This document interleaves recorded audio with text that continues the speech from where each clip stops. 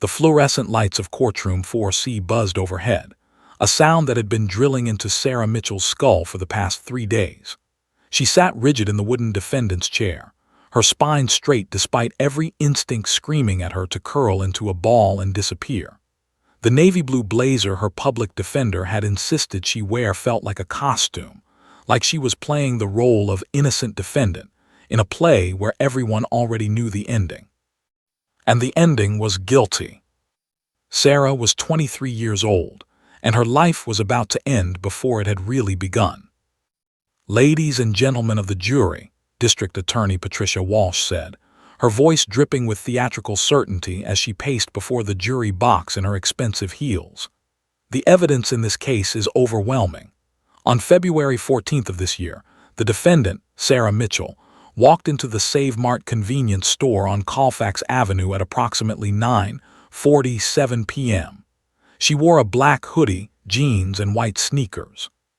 She approached the counter, pulled out a semi-automatic handgun, and demanded that 19-year-old clerk Danny Ramirez empty the cash register. Sarah wanted to scream. She wanted to stand up and shout that she'd never held a gun in her entire life, that she'd been at her sister's apartment that night eating leftover pizza and watching romantic comedies because it was Valentine's Day and she was alone. But her public defender, Marcus Chen, overworked and underpaid with at least 30 other cases on his desk, had told her to stay quiet, stay calm, and pray for a miracle. Miracles didn't happen to people like Sarah. "The security footage," Walsh continued, gesturing to the large screen where a grainy black and white video played for what felt like the 100th time, clearly shows someone matching the defendant's height, build, and clothing. The suspect's movements, the way she walks, even the nervous gesture of touching her hair, it all matches Miss Mitchell's mannerisms. Sarah's hands trembled in her lap. She laced her fingers together, squeezing until her knuckles turned white. The person in that video looked like her. She couldn't deny it. Same height, 5'6", same slender build, same long dark hair pulled back in a ponytail, but it wasn't her. It wasn't her. "Furthermore," Walsh said, her voice rising with confidence, "the defendant's fingerprints were found on the entrance door of the Save Mart. When questioned, she claimed she had been there earlier that day to purchase milk. However, no receipt was ever produced, and no transaction matching her description appears in the store's records for that date. Because I paid cash," Sarah thought desperately. "I always pay cash because my bank account is nearly empty, and I'm embarrassed to use my card for a $3.50 purchase." "Miss Mitchell was unemployed at the time of the robbery," Walsh continued, painting Sarah as a criminal with every word. "She was 2 months behind on rent, facing eviction. Her landlord will testify that he'd given her until the end of February to pay or leave. She was desperate, ladies and gentlemen. Desperate people do desperate things." Sarah's vision blurred with tears. Everything Walsh said was technically true, but it was missing all the context, missing the part where Sarah had been applying to 5 jobs a day, where she'd been volunteering at an animal shelter, hoping it would lead to paid work, where she'd been surviving on ramen noodles and canned soup because she was trying so hard to pay that rent. Marcus Chen sat beside her, his yellow legal pad covered in notes that Sarah knew wouldn't help. He'd told her yesterday, in a moment of brutal honesty she both appreciated and hated, that the odds were against them. "Maybe 8 to 10 years with good behavior," he'd said, unable to meet her eyes. "You're young, you'll still have a life afterward." 10 years. Sarah would be 33 when she got out, her 20s gone, her future destroyed, all for something she didn't do. Judge Eleanor Harrison, a stern woman in her 60s with silver hair pulled back in a tight bun, watched the proceedings with an unreadable expression. The jury, 7 women, 5 men, all looking at Sarah like she was something dangerous that needed to be locked away, whispered among themselves during a brief pause. Sarah's gaze drifted away from the jury, unable to bear their judgmental stares any longer. That's when she saw him. Near the back entrance of the courtroom, beside Officer James Rodriguez in his crisp police uniform, sat a German Shepherd. The dog was magnificent, black and tan coat gleaming, ears alert, sitting in perfect position with his attention focused forward. He wore a badge on his vest that read K9 Unit in bold letters. Something about that dog made Sarah's heart skip a beat. She stared at him, and even from across the courtroom, she could see his intelligent brown eyes, the slight tilt of his head, the way his ears twitched at every sound. There was something hauntingly familiar about him, something that tugged at a memory buried deep under layers of trauma and depression. The dog's head turned slightly, and for just a moment his eyes seemed to lock onto hers. Sarah's breath caught. A feeling washed over her, something she hadn't felt in years. Recognition, connection. But that was impossible. She didn't know any police dogs. She hadn't been around dogs in. Her thoughts halted abruptly. For years. It had been 4 years since she'd worked with dogs professionally. 4 years since she'd walked away from the only job she'd ever loved, the only career that had ever made her feel like she mattered. Could it be? The defense has presented no credible alibi, Walsh was saying, but her voice seemed distant now, like it was coming from underwater. No witnesses who can account for Miss Mitchell's whereabouts during the robbery. Her own sister claims she can't remember if Sarah was at her apartment that night due to, and I quote, having had too much wine. The police dog shifted slightly, adjusting his position, and Sarah found herself unable to look away. Those eyes. She knew those eyes. Your Honor, Walsh concluded with dramatic flair, the state rests its case. Judge Harrison nodded. Very well. Does the defense wish to present any witnesses? Marcus Chen stood slowly, and Sarah could feel the weight of his hopelessness. Your Honor, the defense calls. But Sarah wasn't listening anymore. She was staring at that German Shepherd, and suddenly, impossibly, she knew exactly who he was. The realization hit her like a freight train, stealing the air from her lungs. Rex. Her hands gripped the edge of the table. It couldn't be. But those eyes, that face, the way he held himself, she had trained thousands of commands into a puppy who sat exactly like that. For the first time in 3 days, Sarah felt something other than despair. She felt hope. And she felt terrified, because she was about to do something either incredibly stupid or absolutely brilliant, and she had about 60 seconds to decide which one it was. Retrie Sarah's mind raced backward through time as Marcus Chen called his first witness, some character reference who barely knew her. The words being spoken in the courtroom faded into meaningless noise as memories she'd buried for 4 years came flooding back with the force of a tidal wave. 4 years ago, Sarah Mitchell had been a completely different person. She'd been 20 years old, fresh out of a specialized animal behavior program at community college, and burning with ambition.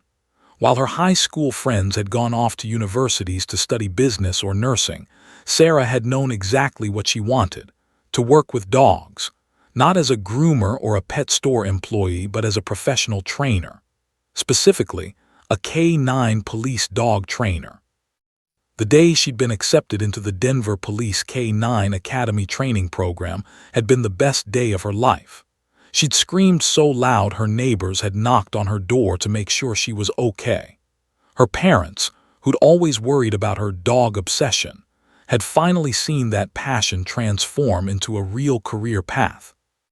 She'd worked harder than anyone else in her cohort, staying late, coming in early, studying canine psychology textbooks until 2 a.m., volunteering for every extra shift. And she'd been good at it, exceptional even. Sarah's supervisor, a gruff former Marine named Captain Douglas Herrera, had pulled her aside after 3 months and told her something she'd never forgotten. Mitchell, you've got a gift. These dogs don't just obey you, they trust you. That's rare. That's special. The academy trained German Shepherds, Belgian Malinois, and occasionally Labrador Retrievers for various police duties: narcotics detection, search and rescue, patrol work, and apprehension. Sarah had worked with dozens of dogs, but there had been one who'd captured her heart completely. A German Shepherd puppy named Rex. He'd arrived at the academy at 8 weeks old, all oversized paws and floppy ears, tumbling over his own feet and chewing on everything in sight. Sarah had been assigned as his primary trainer, responsible for his socialization, basic obedience, and early tactical training. From the moment she'd scooped that wiggling ball of fur into her arms, they'd bonded. Rex had been smart, incredibly smart. He'd learned commands faster than any puppy Sarah had ever worked with. Sit, stay, down, come. He'd mastered them all within 2 weeks. But more than that, he'd been sensitive, intuitive. He could read Sarah's moods, responding to the slightest shift in her tone or body language. When she was frustrated, he'd press his small body against her leg. When she was happy, his tail would helicopter with matching joy. She'd spent 6 months with him, gradually introducing more complex commands. She taught him in both English and German, the traditional language for police K-9 commands, because it was less likely that suspects would know the words. Platz for down, Bleib for stay, Heirer for come, Fass for attack, though they'd only practiced that with padded training equipment. Rex had excelled at everything. Tracking exercises where he'd follow scent trails across the training grounds, obstacle courses where he'd leap over walls and crawl through tunnels, apprehension training where he'd learn to take down a suspect wearing a protective sleeve.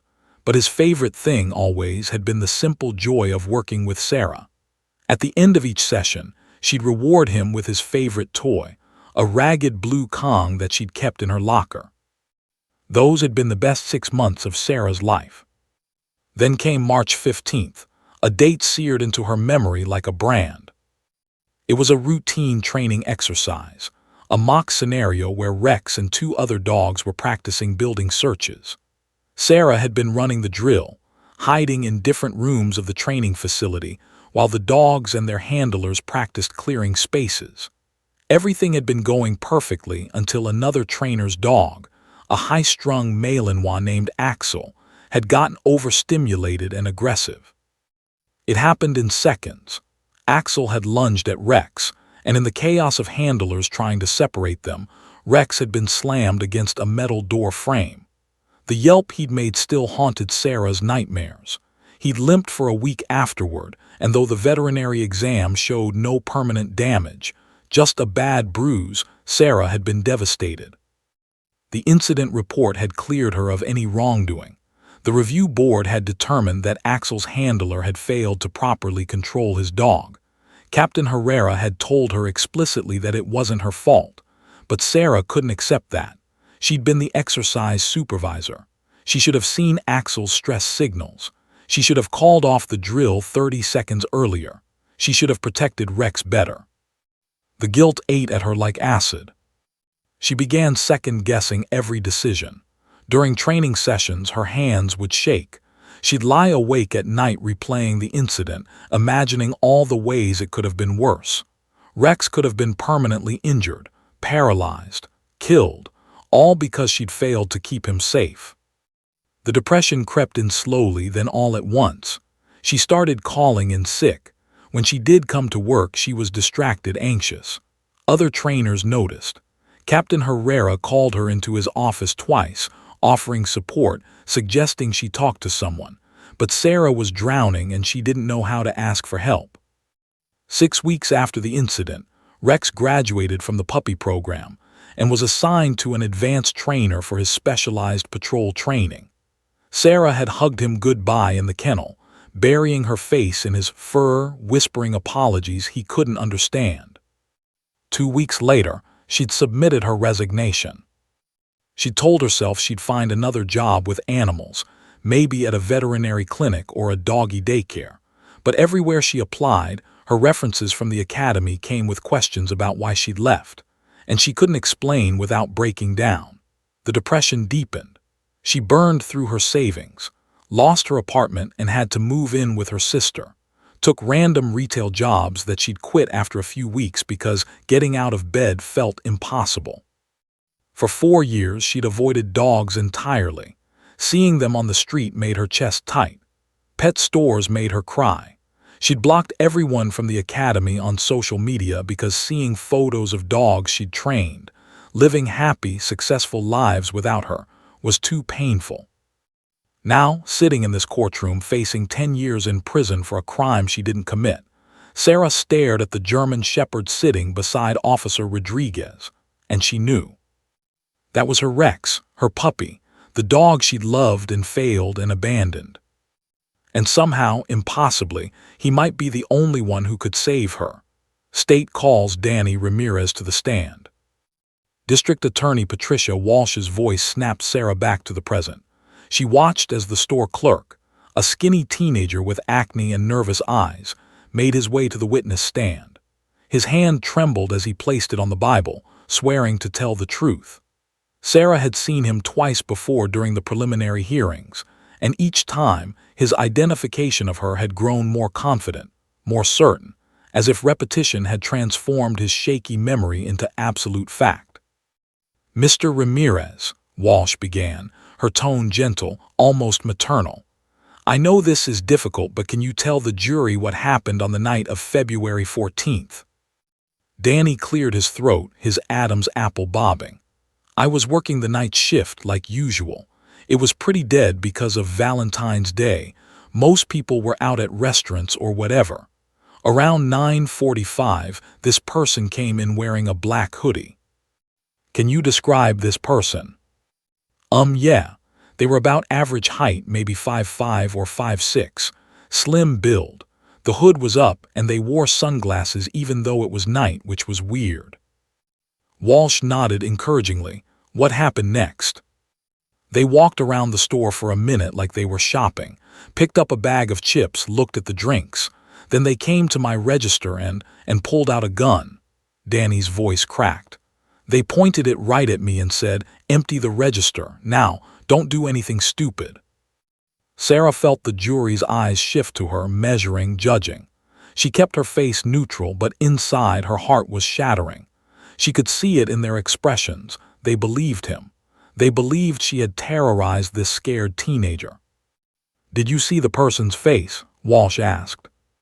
"Not really. They wore the sunglasses and had the hood up low. But I saw their eyes and I saw some of their hair, dark brown, pulled back in a ponytail." "And did you comply with their demands?" "Yes, ma'am. I emptied the register. There was about $1,200. They grabbed it, stuffed it in their hoodie pocket and ran out the back entrance." Walsh walked to her table and picked up an evidence bag containing a black hoodie. "Mr. Ramirez, this hoodie was found in a dumpster 3 blocks from the Save Mart 2 days after the robbery. Do you recognize it?" Danny squinted at it. "It looks like the one the robber wore, same style, same color." "And whose DNA was found on this hoodie, according to forensics?" "Objection," Marcus Chen said half-heartedly. "Witness can't testify to forensic evidence." "Sustained," Judge Harrison said.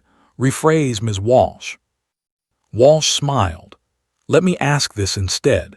Mr. Ramirez, 3 weeks after the robbery, you were brought in to view a police lineup. Do you see the person you identified in that lineup in this courtroom today?" The teenager's eyes moved to Sarah. For a moment, just a brief, flickering moment, she saw doubt in his face. Then it hardened into certainty. "Yes, that's her, the defendant." "Let the record show the witness identified Sarah Mitchell," Walsh said triumphantly. "No further questions." Marcus Chen approached for cross-examination, but Sarah knew it was futile. "Mr. Ramirez, you testified that the robber wore sunglasses and had their hood up. Is that correct?" "Yes." "So you didn't actually see their full face?" "No, but I saw enough." "You saw their eyes and some hair, in a high-stress situation being held at gunpoint in the span of what, 2 minutes?" "About that, yeah." "And 3 weeks later, you picked my client out of a lineup. But isn't it possible that you picked her because her picture had been shown on the news in connection with this case? That you'd seen her face associated with this crime, and your memory filled in the blanks?" Danny shook his head stubbornly. "No, I remember her eyes, it was her." Marcus sat down, defeated. Sarah watched as Walsh called her next witness, the forensics expert who testified about the fingerprints on the door, the DNA on the hoodie that matched the defendant's profile, though Sarah knew that DNA evidence could be contaminated or planted. Then came the detective who'd investigated the case, painting Sarah as the obvious suspect, unemployed, broke, desperate, and with no solid alibi. Miss Mitchell claims she was at her sister's apartment that night, the detective testified. But when we interviewed her sister, Amanda Mitchell, she stated, and I quote, "I think Sarah was there, but I'd had a lot of wine. It was Valentine's Day and I was depressed about being single. Honestly, I can't say for sure what time she arrived or left." With each witness, each piece of evidence, Sarah felt the noose tightening. The security footage played again, and she had to admit, the person in that video moved like her, had her build, even had that unconscious habit of tucking hair behind their ear that Sarah did without thinking. It was like watching an evil doppelganger commit a crime in her body. The defendant's financial records, Walsh continued, presenting bank statements to the jury, show that on February 14th, her account balance was negative $17. She was overdrawn. 2 days later, on February 16th, she deposited $200 in cash. "That was birthday money from my grandmother," Sarah whispered urgently to Marcus. "Did you tell the police that?" he whispered back. "Yes. They said there was no way to verify it because my grandmother lives in Florida and has dementia." Marcus squeezed her hand sympathetically, but they both knew it sounded like a convenient excuse. Throughout all of this, Sarah's eyes kept drifting to Rex. The German Shepherd sat perfectly still beside Officer Rodriguez, a model of discipline and training. But twice, no, 3 times, she caught him looking in her direction. His ears would perk forward, his head would tilt slightly, and she swore she saw recognition in those intelligent brown eyes. Officer Rodriguez noticed once, following his partner's gaze to Sarah, then back to Rex with a confused expression. He tightened his grip on the leash slightly, as if concerned his dog might act unpredictably. "The state rests, Your Honor," Walsh finally announced, and Sarah's stomach dropped. It was 3:30 p.m. Judge Harrison looked at Marcus expectantly. "Does the defense wish to call any witnesses?" Marcus stood slowly. He had 3 character witnesses lined up: Sarah's former college professor, her landlord who'd grudgingly admitted she'd always paid rent before this year, and her sister Amanda, who would try to sound more certain about the alibi than she actually was. But Sarah knew these testimonies wouldn't be enough. They couldn't compete with security footage, fingerprints, and a positive identification from the victim. As Marcus called his first witness, Sarah made a decision. It was reckless and insane, and it would probably get her held in contempt of court, but she was out of options. In about an hour, this trial would go to jury deliberation, and she would be convicted. She had nothing left to lose. She was going to call out to Rex. If he remembered her, if their bond had been as strong as she remembered, maybe, just maybe, he would react. And that reaction might be enough to raise reasonable doubt, to make the jury question whether this desperate criminal the prosecution had painted was really who Sarah was. Her hands gripped the edge of the table as she waited for the right moment, her heart pounding so hard she thought it might burst through her ribs. The courtroom had no idea that in the next 30 minutes, everything was about to change. Sarah's former college professor, Dr. Helen Cartwright, sat in the witness stand looking uncomfortable in her tweed blazer. She was a small woman in her 60s who taught animal behavior and psychology at the community college Sarah had attended 5 years ago. "Miss Cartwright," Marcus Chen began, "how long have you known Sarah Mitchell?" "I taught her for 2 years. She was in 4 of my classes." "And what was your impression of her character?" Dr. Cartwright smiled warmly at Sarah. She was exceptional, dedicated, compassionate, always the first to volunteer when we needed help with the campus animal shelter. She had a particular gift with dogs, a natural understanding of their behavior and needs. I wrote her recommendation letter for the Police K-9 Academy program. I was thrilled when she was accepted. Does Sarah Mitchell seem like someone capable of armed robbery to you? Absolutely not. The young woman I knew would never. Objection, Walsh interrupted. The witness cannot testify to what the defendant would or wouldn't do based on college classes from 5 years ago. Sustained, Judge Harrison said. The jury will disregard that statement. But the damage was done, or rather, the lack of impact was clear. The jury looked politely interested but unmoved. One older man in the back row was actually checking his watch. Sarah felt despair settling over her like a heavy blanket. Walsh's cross-examination was brutal and brief. Dr. Cartwright, when was the last time you actually spoke with Miss Mitchell? Well, it's been about 4 years. 4 years. So you have no knowledge of her life, her circumstances, or her actions during the time period relevant to this case. No, but no further questions. Next came Sarah's landlord, Mr. Gerald Patterson, a heavy-set man with a thick mustache who looked like he'd rather be anywhere else. Marcus did his best to paint Sarah as a responsible tenant who'd fallen on hard times. She always paid on time until last fall, Patterson testified. Never caused trouble, kept the place clean. When she started having money problems, she was upfront about it. Asked if she could pay partial rent, tried to work something out. So she was communicating with you, trying to handle her financial difficulties responsibly. I suppose so, yeah. But Walsh destroyed this too. Mr. Patterson, you served Miss Mitchell with an eviction notice on February 10th, correct? 4 days before this robbery. Yes. And she owed you how much in back rent? $2,400, 2 months. Which is exactly twice the amount stolen from the Save Mart, isn't it? Patterson shifted uncomfortably. I guess so. Sarah closed her eyes. The prosecution had an answer for everything, a way to twist every fact into evidence of her guilt. Finally, Marcus called Amanda Mitchell, Sarah's older sister. Amanda was 30 years old, worked as a hairstylist, and looked exhausted as she took the stand. Sarah knew her sister had been working double shifts to help pay for this nightmare, even though Sarah had begged her not to. Amanda, where was your sister on the night of February 14th? Marcus asked.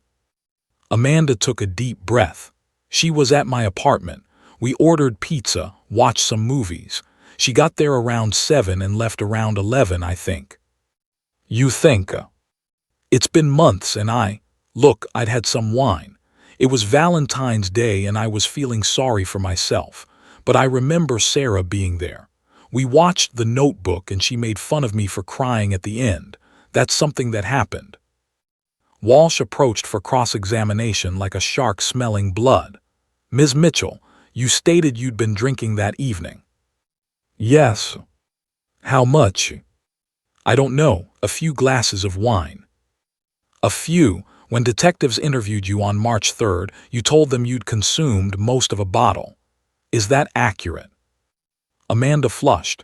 Maybe, like I said, I was upset. And in that same interview, when asked specifically if you could confirm what time your sister arrived and left, you stated, and I quote, I can't say for sure. I was pretty out of it. Correct. I was being cautious, but I know she was there. You think she was there, but you can't be certain about the timing, can you? Sarah could have arrived at 7, left at 8, committed this robbery at 9:47 and returned by 10, and you wouldn't necessarily remember. Isn't that possible? Amanda's eyes filled with tears. I suppose it's possible, but... No further questions. As Amanda left the stand, giving Sarah an apologetic look that broke her heart, Marcus turned to Judge Harrison. Your Honor, the defense rests. Those 3 words felt like a death sentence. Judge Harrison glanced at the clock. 4:15 p.m. It's getting late. We'll break for today and begin closing arguments tomorrow morning at 9 a.m. Court is adjourned. The gavel came down with a crack that made Sarah flinch. Wait, Sarah grabbed Marcus's sleeve as people began standing, gathering their belongings. That's it, we're done. Marcus looked at her with genuine sympathy. Sarah, I'm sorry. I know this isn't what you hoped for, but we need to do something. There has to be something else. Like what? We have no physical evidence, no credible alibi witness, nothing to contradict their case. Sarah's eyes darted to Rex, who was standing now as Officer Rodriguez prepared to leave. That dog. Marcus, I told you, I trained him, if I could just. Sarah, listen to yourself. You want to what? Call out to a police dog in the middle of a courthouse. Ask him to vouch for your character. Marcus ran a hand through his hair. Even if you did train him 4 years ago, so what? That doesn't prove you didn't rob that store. But it proves I'm not who they're saying I am. I'm not some desperate criminal. I had a career, a good one. I worked in law enforcement, for God's sake. Had being the operative word. You quit that job 4 years ago. The prosecution will just argue it shows a pattern of instability. Sarah watched as Officer Rodriguez guided Rex toward the courtroom exit. The dog looked back once, his eyes seeming to find hers across the crowded room, and Sarah felt that pull again, that sense of connection she'd thought was lost forever. I need to try, she whispered. Marcus sighed.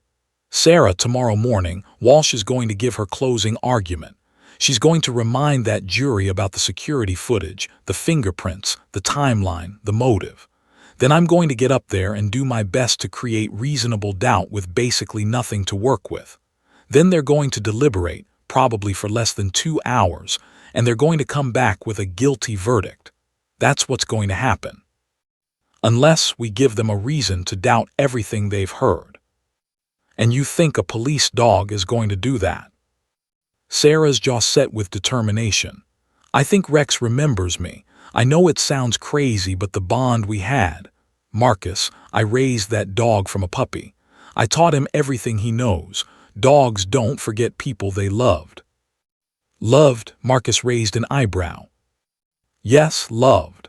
And if he reacts to me, if he shows recognition in front of this entire courtroom, then maybe, just maybe, the jury will see that I'm a person who dedicated her life to service, not someone who'd point a gun at a scared kid for $1,200. Marcus was quiet for a long moment, watching the last few people file out of the courtroom. Finally, he said, if you do something tomorrow and it backfires, if you get held in contempt, I can't protect you. You understand that? I understand. And you're willing to risk it anyway.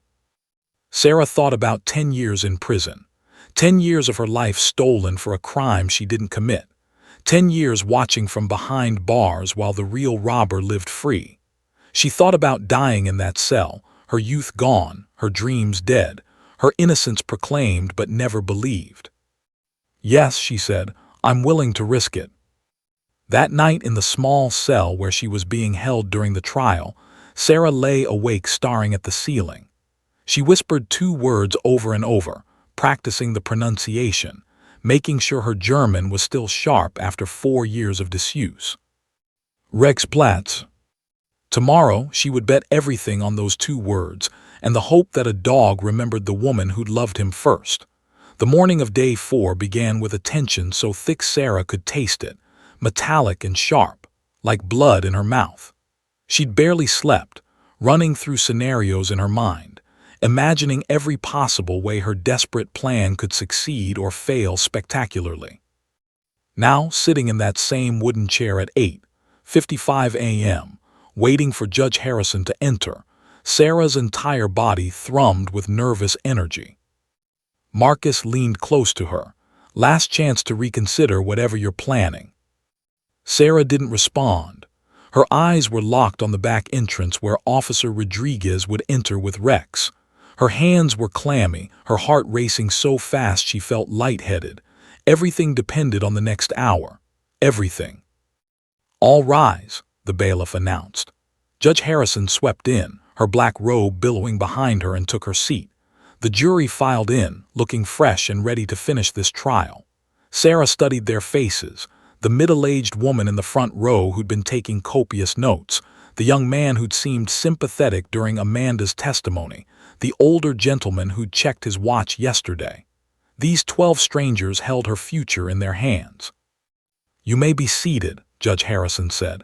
"Ms. Walsh, are you ready to present your closing argument?" "Yes, Your Honor." As Walsh stood, Sarah heard the side door open.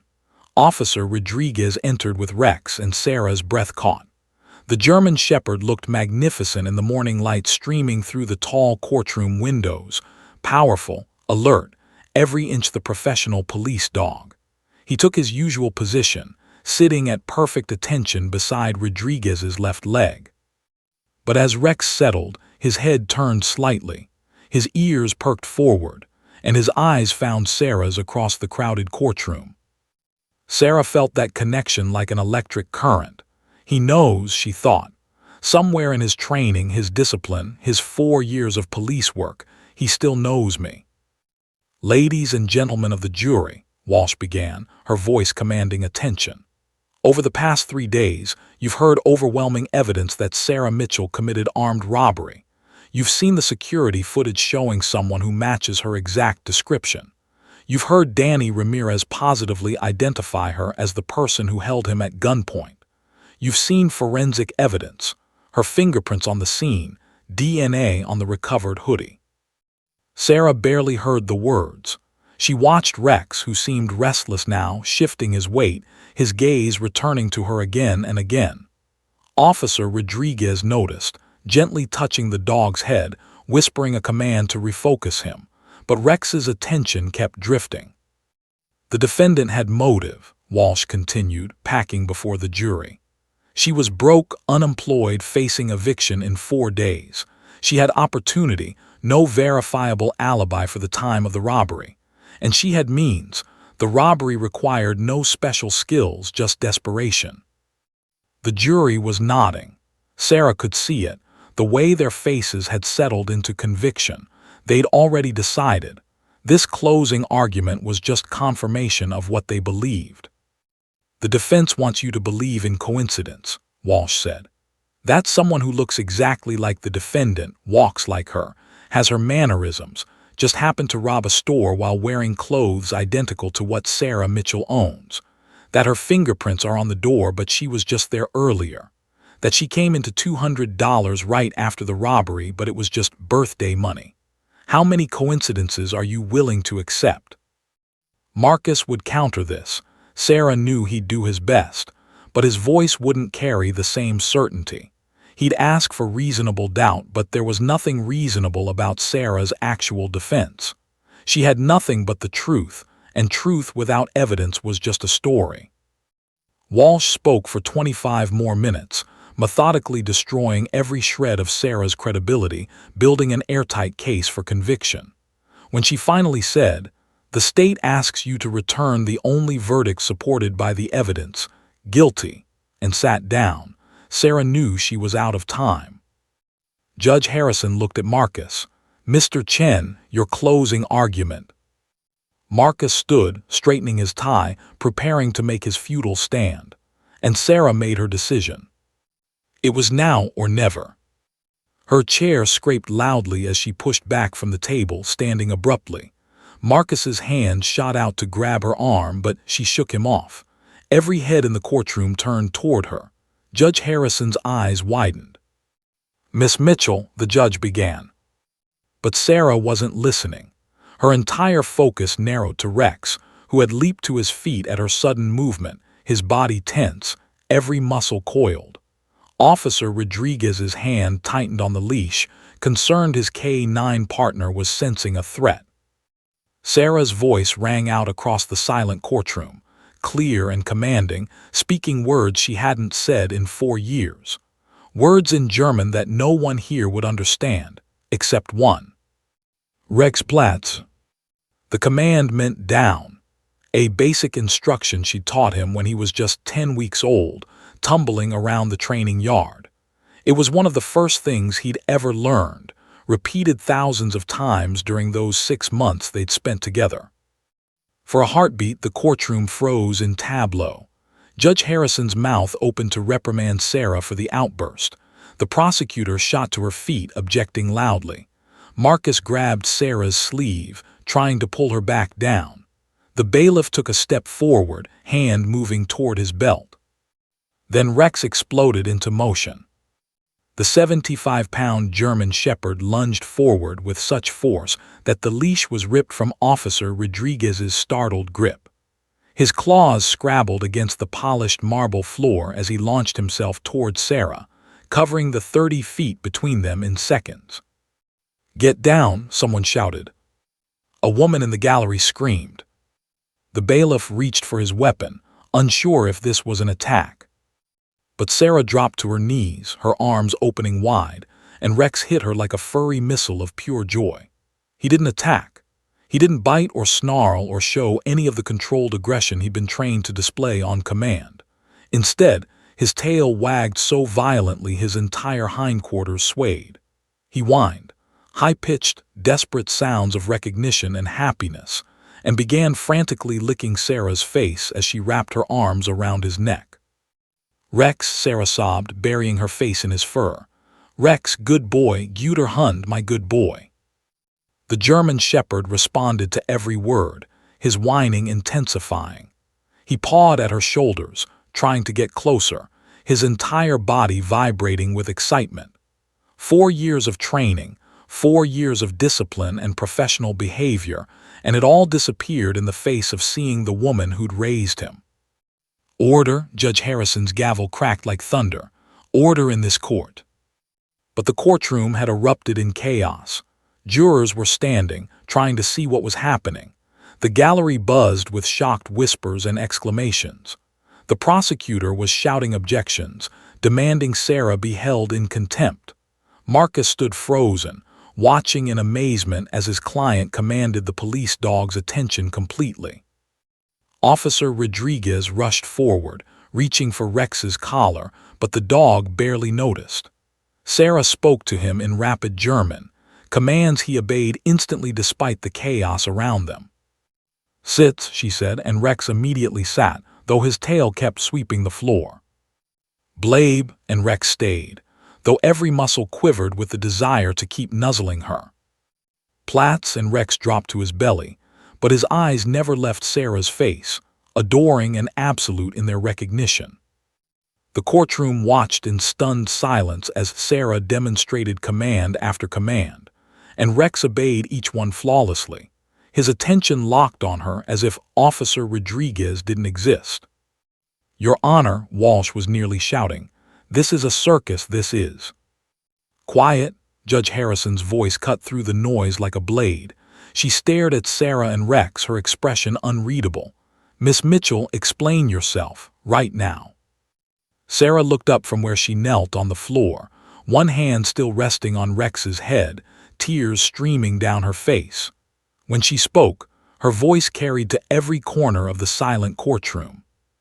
"Your Honor, this is Rex. 4 years ago, I raised him from a puppy. I was his trainer at the Denver Police K-9 Academy. I taught him every command he knows. I loved him like he was mine." She paused, looking at the jury, at the judge, at Officer Rodriguez, who stood frozen in shock. "I'm not the person the prosecution says I am. I'm not a criminal. I was a police dog trainer. I dedicated my life to service, and this dog remembers me." The courtroom remained absolutely silent. Then Judge Harrison did something no one expected. She called an immediate recess. Judge Harrison's gavel cracked 3 more times, but the courtroom remained in pandemonium. Jurors were on their feet, craning to see. The gallery erupted in conversation, some people pulling out phones to record before bailiffs shouted at them to put them away. The prosecutor stood at her table, her face flushed with fury, shouting objections that no one could hear over the noise. But in the center of it all, Sarah knelt on the floor with Rex pressed against her side, his head tucked under her chin, making soft, whining sounds of contentment. Her tears soaked into his fur as she whispered to him in German, and he responded to every word like they'd never been apart. "Enough," Judge Harrison roared, and something in her voice finally cut through the chaos. The The courtroom fell into uneasy silence. "Bailiff, clear the gallery, now." "Your Honor," Walsh began. "I said now." The judge's face was stern, but Sarah could see something else there too: confusion, curiosity, maybe even doubt. "Everyone except counsel, the defendant, Officer Rodriguez, and the jury will exit this courtroom immediately." It took 5 minutes to clear the spectators, who filed out reluctantly, whispering and looking back at the scene. When the doors finally closed, Judge Harrison turned her sharp gaze to Officer Rodriguez, who still stood several feet away, his expression shell-shocked. Officer Rodriguez approached the bench. "Bring your K-9 partner." She paused, looking at Rex, who hadn't moved from Sarah's side. "If you can." Rodriguez stepped forward carefully. "Rex, hire," he commanded in German, the word for come. Rex's ears swiveled toward his handler, but he didn't move. He looked up at Sarah instead, as if asking permission. Ist okay," Sarah whispered, releasing her hold on him. "Hire." Only then did Rex go to Rodriguez, though he kept looking back at Sarah, his tail still wagging. Judge Harrison leaned forward. "Officer Rodriguez, how long have you been this dog's handler?" 3 years, Your Honor." Rodriguez's voice was unsteady, "since he completed advanced training." "And in those 3 years, have you ever seen him behave this way?" "Never, Your Honor. Rex is a professional. He doesn't break discipline, doesn't react to civilians." "What just happened?" He shook his head in disbelief. "I've never seen anything like it." "The defendant claims she trained him as a puppy. Is that possible?" Rodriguez looked at Sarah, then back at the judge. I'd have to check his records. Rex came to me from the advanced training program. I know he was academy trained, but I don't know who his puppy trainers were. That was before my time." "Your Honor," Marcus interjected, finding his voice. "I request an immediate recess to verify my client's employment history with the Denver Police K-9 Academy. This information is directly relevant to her character and credibility." "Objection." Walsh had recovered from her shock, her legal instincts kicking in. "This is a theatrical stunt designed to manipulate the jury's emotions.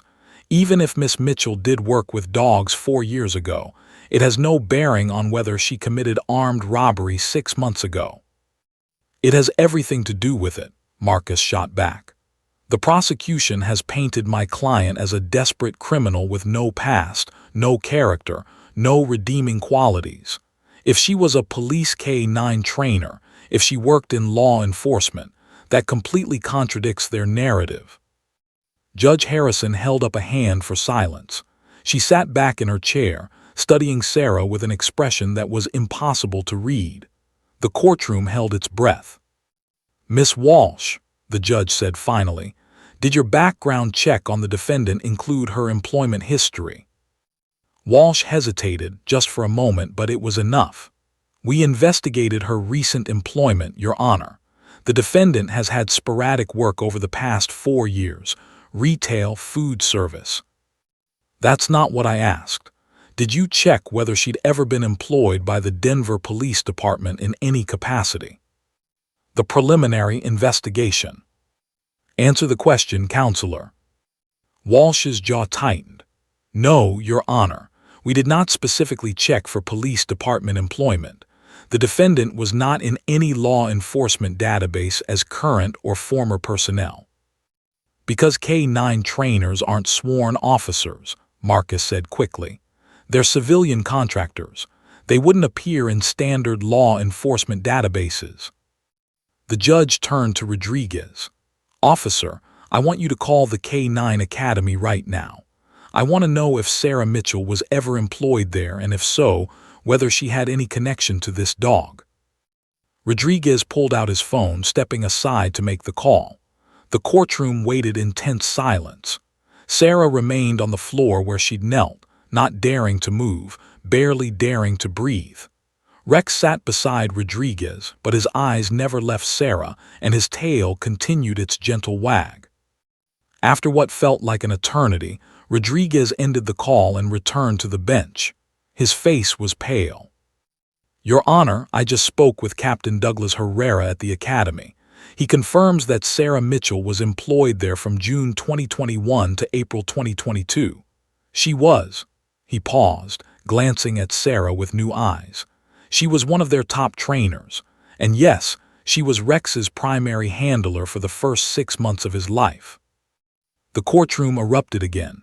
Several jurors gasped audibly. Walsh dropped into her chair, her face draining of color. Marcus turned to Sarah with an expression of shocked vindication. Judge Harrison banged her gavel, but there was less force behind it now. She looked troubled, her certainty shaken. "This court will take a recess. Miss Walsh, Mr. Chen, I want you both in my chambers in 10 minutes. We need to discuss how to proceed." "Your Honor," Marcus said urgently, "I move for a mistrial based on prosecutorial misconduct. The state's failure to properly investigate my client's background." "I said 10 minutes, Mr. Chen. We'll discuss it then." Judge Harrison stood. "Bailiff, return the defendant to holding. Officer Rodriguez, your K-9 partner stays with you." As the bailiff approached to escort Sarah away, she looked back at Rex one more time. The German shepherd whined, pulling toward her, and Rodriguez had to brace himself to hold him back. "Good boy, Rex," Sarah called out, her voice breaking. "Such a good boy." In the holding cell, Sarah paced frantically, her mind racing. What happened now? Would the judge declare a mistrial? Would they reopen the investigation? Or would Walsh argue that Sarah's past as a dog trainer was irrelevant, that the evidence of robbery still stood regardless of her previous career? Marcus appeared 30 minutes later, and the expression on his face made Sarah's heart leap. "They're reopening the investigation," he said. "The judge is suspending the trial for 2 weeks. Sarah, if the prosecution missed something this significant about your background, she wants to know what else they missed." Sarah grabbed the cell bars. "What does that mean? Am I still?" "You're still in custody, but Sarah," Marcus's voice was thick with emotion. "For the first time since this nightmare began, we have a real chance. That dog, those 2 words you said, you just saved your own life." Sarah slid down to sit on the bench, her legs suddenly unable to support her weight. 2 words in German, a desperate gamble, a dog who remembered love. And suddenly, impossibly, she had hope. But neither Sarah nor Marcus knew that, in a police station across town, a detective was about to pull security footage from a different robbery, footage that would change everything they thought they knew about this case. The real nightmare was only beginning to unravel. Detective Maria Gonzalez had been with the Denver Police Department for 15 years, and she'd learned to trust her instincts. Right now, those instincts were screaming that something was very, very wrong with the Sarah Mitchell case. She sat at her desk at 11 p.m., long after most of the department had gone home, staring at security footage from the Save Mart robbery for what must have been the 50th time.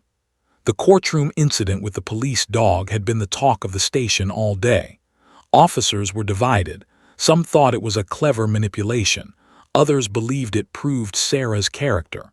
But Maria wasn't interested in opinions. She wanted facts. The problem was, the facts didn't add up. Sarah Mitchell had no criminal record, not even a parking ticket. She'd worked for the Police K-9 Academy, a job that required background checks and clearances. She'd left that position voluntarily, no disciplinary issues. Then her life had apparently fallen apart, but even in her worst moments, there was no indication of violence, desperation, or criminal behavior. Until suddenly, armed robbery. It didn't fit the profile. Maria had seen people snap before, watched good people make terrible choices under pressure, but they left trails, erratic behavior, warning signs, escalating incidents. Sarah Mitchell had none of that. She'd just been existing. Struggling, yes, but quietly, applying for jobs, volunteering at an animal shelter even when she couldn't afford to feed herself properly. Maria pulled up the footage again, frame by frame. The robber entered at 9:47 p.m. Black hoodie, hood up, sunglasses despite it being nighttime. Height approximately 5'6". Slim build. Dark hair in a ponytail visible when the hood shifted slightly. The robber grabbed a bag of chips, browsed for 90 seconds, then approached the counter. Maria froze the frame. Something bothered her about the walk, the movement. She pulled up footage from earlier in the day when Sarah had allegedly been at the store buying milk. There was Sarah at 2:15 p.m., wearing jeans and a gray t-shirt, her hair down, no sunglasses. Maria watched her move through the store, comparing the gait to the nighttime robber. Similar but not identical. The afternoon Sarah moved with a slight hesitation, almost apologetic in the way she squeezed past other customers. The nighttime robber moved with more confidence, more purpose, different energy entirely. But lots of things could change someone's body language, Maria reminded herself. Adrenaline, intent, the weight of committing a crime. She leaned back in her chair, rubbing her tired eyes. Maybe everyone else was right. Maybe she was looking for something that wasn't there because of one dramatic moment with a dog in a courtroom. Her phone buzzed. A text from her partner, Detective Raymond Torres, still at the office. Check the bolo from Colorado Springs. Might be interesting. Maria pulled up the Be on the Lookout alert. A woman in Colorado Springs had been arrested 2 days ago for armed robbery. The suspect had hit 3 convenience stores in 2 weeks using the same MO, black hoodie, sunglasses, in and out in under 3 minutes. The last robbery had gone wrong when she'd been spotted on a traffic camera fleeing the scene. Maria clicked on the attached photo and felt her heart stop. The woman staring back at her could have been Sarah Mitchell's twin. Same height, same build, same dark hair, same facial structure. But it wasn't Sarah. This woman's name was Michelle Parker, age 24, with a rap sheet including theft, forgery, and assault. With shaking hands, Maria pulled up Michelle Parker's full record. She'd been arrested 6 times in 3 states. The most recent theft charge, March 12th, 3 months before the Save Mart robbery, was for stealing from gym lockers in downtown Denver. Downtown Denver, where Sarah Mitchell had a gym membership that she testified she rarely used anymore because she couldn't afford it. Maria's pulse quickened. She called the evidence room, waking up the night tech. I need the evidence log for case number 2020-47889, the Mitchell armed robbery. Specifically, I need to know if there was any reported theft from the defendant prior to February. It took 10 minutes, but the tech called back. Yeah, there's a police report filed January 8th. Mitchell reported her wallet stolen from a gym locker, Flex Fitness on Larimer Street. Credit card, driver's license, social security card, the works. Maria's mind raced. Michelle Parker steals Sarah's ID in January. 5 weeks later, someone who looks almost exactly like Sarah robs the Save Mart. Sarah's fingerprints are on the door because she'd actually been there earlier. The DNA on the hoodie matched Sarah's profile, but DNA testing wasn't foolproof. Siblings and close relatives could show partial matches, and contamination was always possible. She pulled up both women's photos side by side on her computer screen. In the harsh light of police mugshots, the differences became clearer. Michelle's nose was slightly wider, her eyes a bit closer together, her jawline sharper. But in grainy security footage, wearing sunglasses and a hood, they were virtually indistinguishable. Maria spent the next 2 hours calling in favors, pulling strings, getting access to Michelle Parker's arrest records and evidence. The Colorado Springs detective she spoke with mentioned something that made Maria's blood run cold. When we arrested Parker, she had multiple IDs on her. Not just fake ones, real ones stolen. She's been working a scheme where she targets women who look like her, steals their identity, uses them to open bank accounts and commit crimes. We found 3 different women's IDs in her apartment. She's been doing this for at least a year. Did any of those IDs belong to Sarah Mitchell? Papers shuffled on the other end of the line. Yeah, actually. Driver's license issued to Sarah Mitchell, Denver address. We bagged it as evidence. Maria closed her eyes. Sarah Mitchell had been telling the truth all along. She hadn't robbed that store. Michelle Parker had, wearing Sarah's identity like a costume, literally and figuratively. At 1:30 a.m., Maria called her captain at home. "Sir, I know it's late, but we have a major problem with the Mitchell case. I need to conference call with the district attorney right now. We charged the wrong woman." The next morning, Sarah was brought from her holding cell expecting to be returned to court. Instead, she was taken to an interrogation room where Detective Gonzalez and District Attorney Walsh waited with expressions she couldn't read. "Miss Mitchell," Walsh began, and her voice was different now, less certain, less accusatory. "We need to show you some photographs. I need you to tell me if you recognize this woman."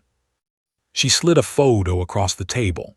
Sarah stared at a face that was eerily, unsettlingly similar to her own, but not quite right, like looking in a funhouse mirror that was only slightly distorted. I don't know her. Who is she?" "Her name is Michelle Parker. Does that name mean anything to you?" Sarah shook her head, confused and frightened. "Number should it?" Detective Gonzalez leaned forward. "Miss Mitchell, do you remember reporting your wallet stolen in January?" "Yes, from my gym. I filed a report, but nothing was ever recovered. I had to get all new cards and ID." "Michelle Parker was arrested 3 days ago for a series of armed robberies in Colorado Springs," Gonzalez said quietly. "When they searched her apartment, they found your driver's license. And when we compared security footage from the Save Mart to footage from her Colorado Springs robberies, the match is exact. Same walk, same mannerisms, same MO." Sarah's hands began to shake. "Are you saying?" "We're saying you didn't rob that store," Walsh interrupted, and for the first time, Sarah heard something like apology in her voice. "Michelle Parker did. She stole your identity, targeted a store where you'd been earlier that day so your fingerprints would already be there, and committed robbery while wearing your face." The room spun. Sarah gripped the edge of the table to keep from falling. "So I'm free." "We're dropping all charges," Walsh confirmed. "I'm filing a motion to dismiss with prejudice, which means you can never be charged for this crime again. Miss Mitchell, She paused, clearly uncomfortable. "I apologize. Our investigation should have been more thorough. We should have found this." Sarah couldn't speak. Tears streamed down her face as the weight of 6 months, the arrest, the fear, the trial, the certainty that her life was over, finally lifted from her shoulders. "There's something else," Detective Gonzalez added gently. "Michelle Parker has confessed to 5 other robberies. She's being charged federally for identity theft and fraud. She's looking at 15 to 20 years. Sarah looked up at them through her tears. "When can I leave?" "Right now," Gonzalez said. "You're free to go." As Sarah stood on shaking legs, Walsh added quietly, "For what it's worth, Miss Mitchell, that moment with the dog in the courtroom, it made me look at everything differently. It made me question our entire case. Sometimes the truth reveals itself in unexpected ways." Sarah thought about Rex, about 2 words in German, about a bond that 4 years and distance couldn't break. "Sometimes," she whispered, "the truth has 4 legs and a tail." Sarah Mitchell walked out of the Denver County Courthouse into brilliant September sunshine, breathing free air for the first time in what felt like a lifetime. 6 months of nightmare had ended in 72 hours of revelation. The charges were dismissed. Her name was cleared. Michelle Parker was in federal custody facing 2 decades in prison for identity theft, fraud, and a string of armed robberies across 3 states. But Sarah wasn't thinking about Michelle Parker. She was thinking about a German shepherd who'd remembered her voice. Marcus Chen stood beside her on the courthouse steps, grinning wider than she'd ever seen. "You're free, Sarah, completely, totally free. No record, no charges, nothing. It's like it never happened." Except it did happen, Sarah thought. 6 months of hell. 6 months of being called a criminal, treated like a monster, watching her life dissolve. But she was too exhausted, too emotionally wrung out to feel anger. She just felt empty and grateful, and completely overwhelmed. "What do I do now?" she asked, her voice small. Marcus put a hand on her shoulder. "Whatever you want. You're 23 years old with your whole life ahead of you. The world is yours again." But Sarah's world felt impossibly large and terrifying after 6 months of cells and courtrooms. She'd been so focused on proving her innocence that she hadn't thought about what came after. She had no job, no apartment. She'd lost that to eviction. She had $17 in her bank account and a sister who'd gone broke trying to help her. Sarah Mitchell. She turned to find Officer James Rodriguez standing behind her, and beside him, sitting at perfect attention, was Rex. The German shepherd's ears perked forward the moment he saw her, his tail beginning its telltale wag. "Officer Rodriguez," Sarah breathed. He smiled, warm and genuine, so different from the shocked expression he'd worn in the courtroom. "I wanted to catch you before you left. I've been doing some thinking these past few days, and I spoke with Captain Herrera at the K-9 Academy." Sarah's heart began to pound. "You did?" "He told me about what happened 4 years ago. The training accident, how you blamed yourself even though it wasn't your fault, how you were one of the best trainers they'd ever had." Rodriguez paused, glancing down at Rex. "He also told me that you quit before you could see Rex graduate. You never knew he became one of the top K-9 officers in the state." Tears welled in Sarah's eyes. "He did." "Sarah, Rex has 17 successful narcotics busts, helped find 4 missing persons, and assisted in the apprehension of 9 suspects. He saved lives. And that's because of you, because of the foundation you gave him."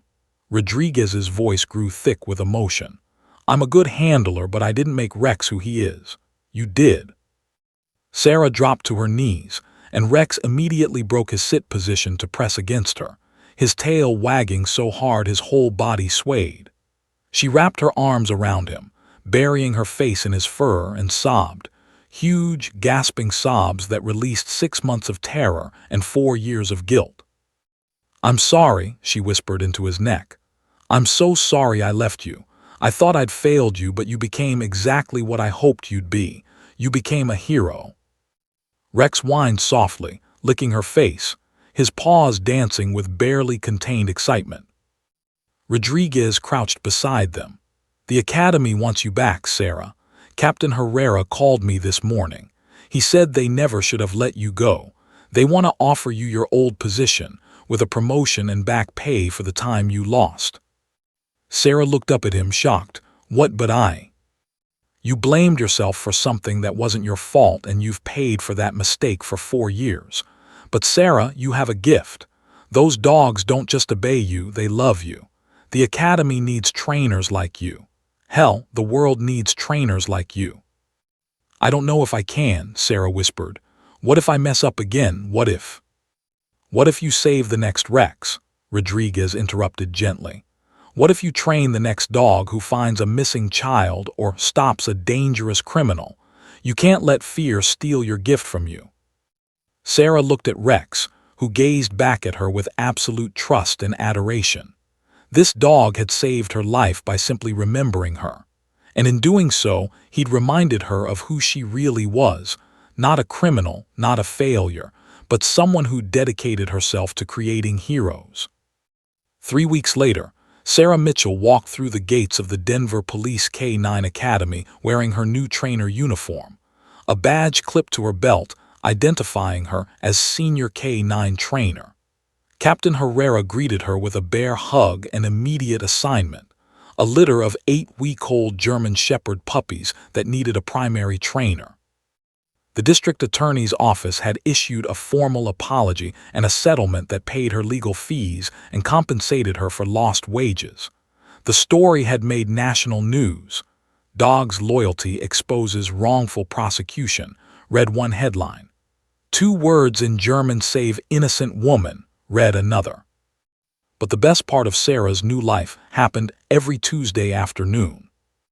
That's when Officer Rodriguez brought Rex to the academy for advanced training sessions. In reality, these sessions were an hour of Sarah and Rex working together again, running through commands and exercises, but mostly just being together. Rodriguez had insisted on it. "Rex needs this," he'd said. "And honestly, so do I. Watching you two together taught me something about the bond between handler and dog. I want to learn from the best." On a crisp October afternoon, Sarah stood in the academy training yard, surrounded by tumbling puppies, watching Rex demonstrate a perfect tracking exercise for the new recruits. When he finished, she called out the command that had changed everything. "Rex Platz." He dropped immediately, then looked at her with those intelligent brown eyes, waiting for her praise. "Guter Hund," she said softly, "good boy." Later, as the sun set over Denver and the puppies settled in their kennels, Sarah sat with Rex's head in her lap, scratching behind his ears the way he'd always loved. Officer Rodriguez had gone to get coffee, leaving them alone for a few minutes. "You saved my life," she whispered to Rex. "2 words, that's all it took. 2 words I taught you when you were just a baby, and you remembered me." Rex's tail thumped against the ground, and he pressed his nose into her hand. Sarah had learned something profound through her nightmare: that love leaves marks, creates bonds that time and distance can't erase. That truth has a way of revealing itself through the most unexpected witnesses. And that sometimes, salvation comes not from lawyers or evidence or legal arguments, but from a dog who simply remembered being loved. The court case became a landmark study in police academies and law schools nationwide, a cautionary tale about thorough investigations and the danger of circumstantial evidence. Michelle Parker's identity theft scheme led to new protocols for verifying suspect identities and investigating doppelganger scenarios. But for Sarah, the real lesson was simpler and more personal. She'd found her way back to herself, back to her purpose, back to the work that made her feel alive.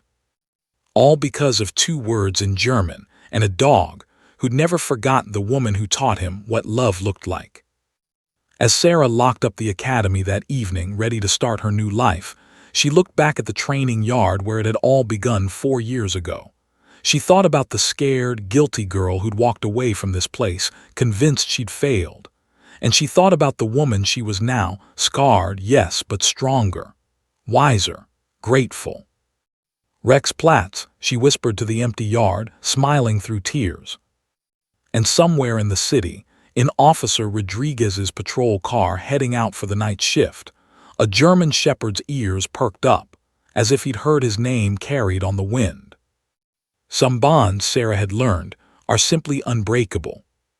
Some words are powerful enough to change everything. And sometimes, just sometimes, justice has 4 legs, a wagging tail, and an absolutely perfect memory for love. The end.